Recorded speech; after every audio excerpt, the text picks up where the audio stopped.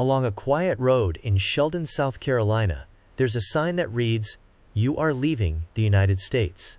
You are entering Yoruba Kingdom.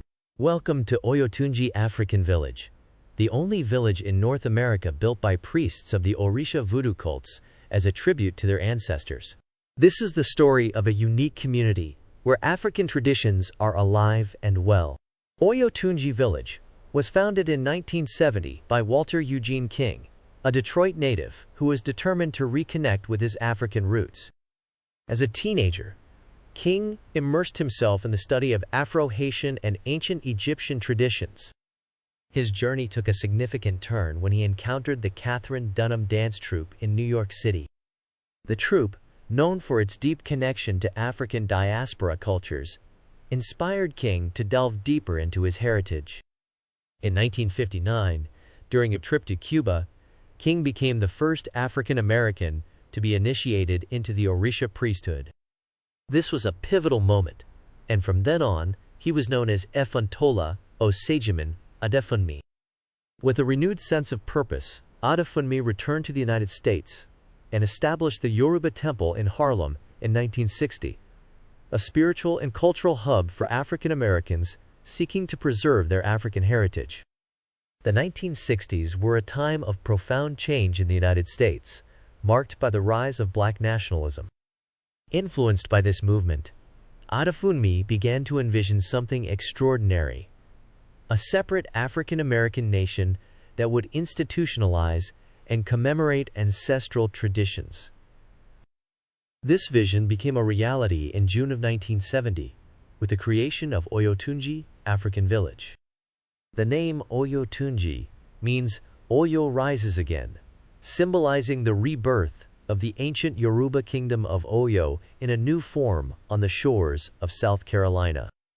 Adefunmi also established a new lineage of the priesthood, Orisha Vodou, to emphasize the tradition's African roots. Over the years, more than 300 priests have been initiated into this lineage. The African Theological Arch Ministry, founded by Adefunmi in 1966, now serves as the umbrella organization for the village, promoting education, spirituality, and cultural preservation. Oyotunji Yoruba African Village is one of its kind in North America today, in that it's the only African village with a king, with queens, with king's wives, with chiefs, a school, a library, and all of those good things. In its early years, Oyotunji Village was a thriving community, home to as many as 200 people. The village was a sanctuary where African American families could live according to the teachings of the Yoruba tradition. Life in Oyotunji was deeply spiritual, guided by a religious understanding of the world as being filled with the energies of the Supreme Being, Olodumare, the Orishas, and the ancestral spirits. These spiritual energies were honored through rituals, chants, music, offerings, initiations, and annual ceremonies. The village was governed by an Oba, or king, in the Yoruba language, who led the community with the support of an appointed council. The residents of Oyotunji were committed to preserving their cultural heritage and passing it down to future generations. Religion is at the heart of life in Oyotunji. The Orishas, divine spirits that represent natural forces like rivers, storms, and fertility, are central to the community's spiritual practices. Each Orisha has its own temple in the village, where priests and priestesses lead rituals that have been passed down through generations.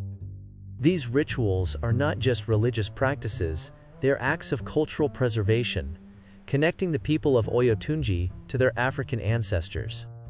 One of the most significant religious events in the village is the annual Egungun Festival, where the spirits of the ancestors are believed to visit the living. The festival is a vibrant celebration filled with colorful masquerades, drumming, and dance.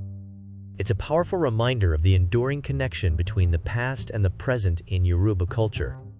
Today, Oyotunji is a much smaller community than it was in its early years, with fewer than 10 African American families living in the village. However, the commitment to the teachings of the Yoruba tradition remains strong.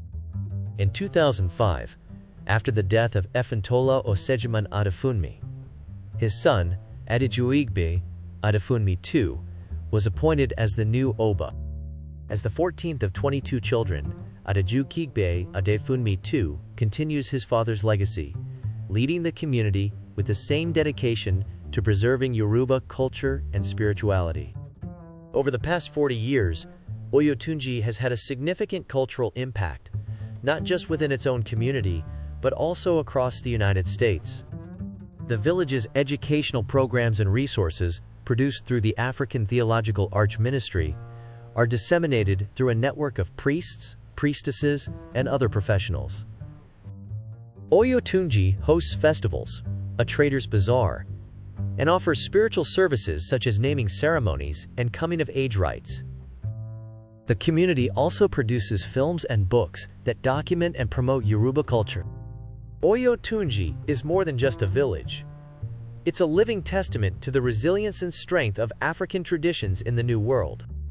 It stands as a reminder that culture is not bound by geography. It can thrive wherever the spirit of a people remains strong.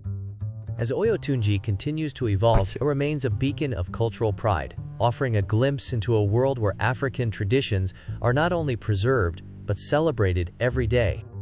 As we conclude our journey into the kingdom of Oyotunji, we are reminded of the importance of cultural preservation and the power of community.